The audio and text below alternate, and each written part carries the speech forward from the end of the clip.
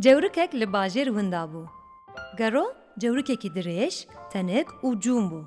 Ewtûniyeke xurt ji wî dihat û zimanekî wî yê dirêj û sist hebû. Tu kesî bawer nedikir ku gero winda bibe. Lê rojekê tiştekî wiha qewimî. Wî bi meraq û kelecan dida du topekê û bi carekê re di nav deviyekê de asê ma. û ji nişkan ve her tişt cuda xuya bû. Gero hewil da ku xwe bi paş ve bikişîne û ji wê derê derkeve. Lê çîmên wî yên dirêj û laşê wî yê girs derfet nedaye ku ji wir derkeve. Wî jî carekê ewtînî kir, li derdora xwe nêrî û biryar da ku bi bêhinkirinê li zanayê xwediyê xwe vegere. Gero bêvila xwe da erdê û li ber dîwêr dest bi meşê kir. Bêhna Lewente, axa tevdayî û gîhayê hatiye birîn dihat wî. Dîwar bi dawî bû û ew gihîşt kolaneke qerebalix. Li aliyê din ê kolanê firinek hebû. Ji wê derê bêhna nan û kulîçeyên teze hat wî.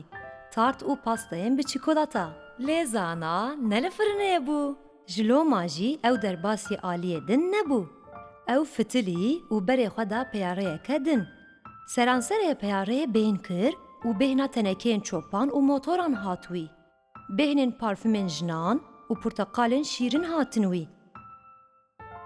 Bêhna pirtûk û nexşeyên kevn û pûlên postayê yên kevnar hatin wî. Kêliya ku li rawestgeha otobêsê rawestiya, bêhna frênên otobêsê hat wî û çend xwendekar ji otobêsê daketin. Gero qenc li wan nêrî, lê tu kes ji wan nedişibiya zanayê xwe diyê wî. Wexta fitilê hundirê galeriyekê, wî ji nişkan ve bêhna pisîkekê kir. Pisîkê jî bêhna wî kir û fîşînî jê hat.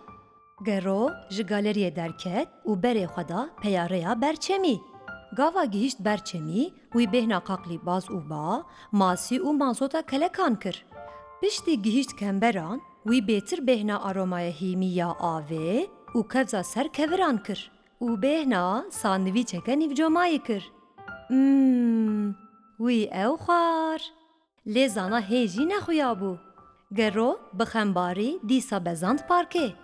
Dibe ku heta winda bû be. Gero dida du bêvila xwe, xembar û tenê bû. Lê bi carekê re bêhna herî xweş a ser rûyê erdê hat wî. Bêhneke şîrîn bû. Bêhneke mîna çikolata û goreyên futbolê. Ew zana bû. Wan hevhembêz kirin. Gero serçavê wî giş alast. Zana got, gidî, bêhna nefesa kûçikan. Lê dibe ku ew bêhna herî xweş a wî bajarî bû.